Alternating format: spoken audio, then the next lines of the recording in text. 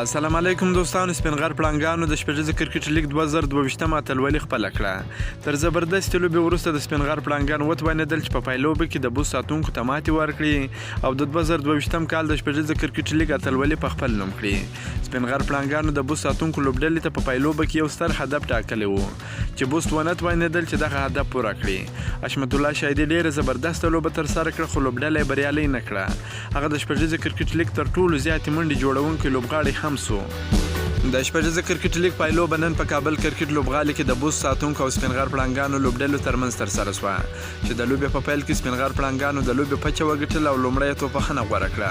سپینغر پړانګانو په ټاکل شوي شل اورونو کې د څلور لوبغاړو په سوځېدو سره 188 منډې وکړې چې له ډلې عثمان غني تر ټولو زبردسته په زړه پورې لوبه ترسره کړه د خپلې لوبډلې دپاره چې لوبډله هم تر بریا ورسول 9 منډې وکړې او نجیب الله زدران نن یو ځل بیا د خپلې لوبډلې دپاره ډېره زبردسته ښایسته لوبه ترسره کړل چې لوبه یې بدله کړه. غټې شپږیزې یې ووهلې 43 منډې وکړې او عابد محمدي هم 90 منډې وکړې. د بوس ساتونکو لخوا ضیاء الرحمن اکبر 2 لوبغاړي وسوځول، فضل حق فاروقي او محمد سلیم صافي یو لوبغاړي وسوځوي. د 109 منډو هدف په تعقیب کې بوس ساتونکو په ټاکل شوي شل اورونو کې د شپږ لوبغاړو په سوځېدو سره 102 منډې وکړې او د 2 منډو په توپیر سپینغر پړانګانو په شپږیزه کې اتلولي خپله کړه.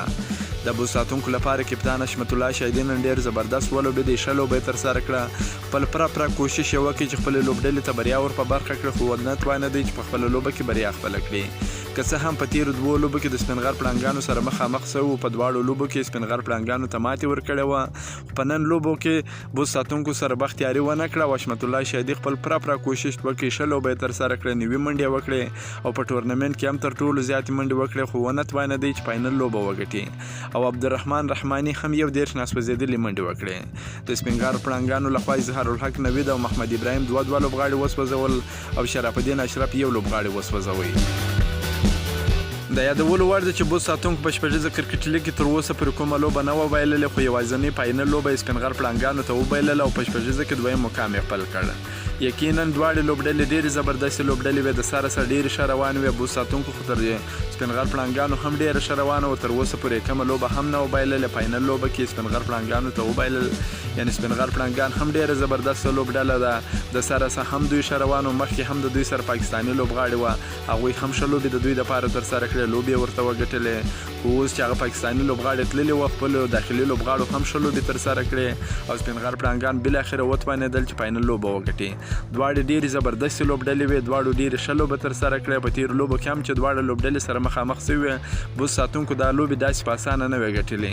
په نن لوبه کې هم که سپینغر پړانګانو بریا خپله کړه خو ډېره په سختۍ سره یې بریا خپله کړه. په شپږیزه کرکټ لیګ 2022 کال کې حشمت الله شاهدي په 9 لوبو کې 411 منډې وکړې چې دا د سږ کال تر ټولو زیاتې منډې دي. نوموړي 50 هم وهلې وې. همداراز نجیب الله زدران په 10 لوبو کې 319 منډې وکړې. عثمان غني په 10 لوبو کې 302 منډې وکړې. رحمان الله ګربز په 9 لوبو کې 342 منډې وکړې او ابراهیم زدران هم په 9 لوبو کې 318 منډې وکړې. همداراز د کابل بازانو لوبغاړي قیس احمد بیا په 8 لوبو کې 14 وکټې واخیستې چې تر ټولو زیاتې وکټې دي. ضیاء الرحمن اکبر هم په 9 لوبو کې 14 وکټې واخیستې. عظمت الله عمرزي په 9 لوبو کې 14 وکټې واخیستې. یمین احمدزي په 10 لوبو کې 14 وکټې واخیستې. اظهار الحق نوید په 10 لوبو کې 12 وکټې واخیستې. شرف الدین اشرف هم په 10 لوبو کې 11 وکټې واخیستې.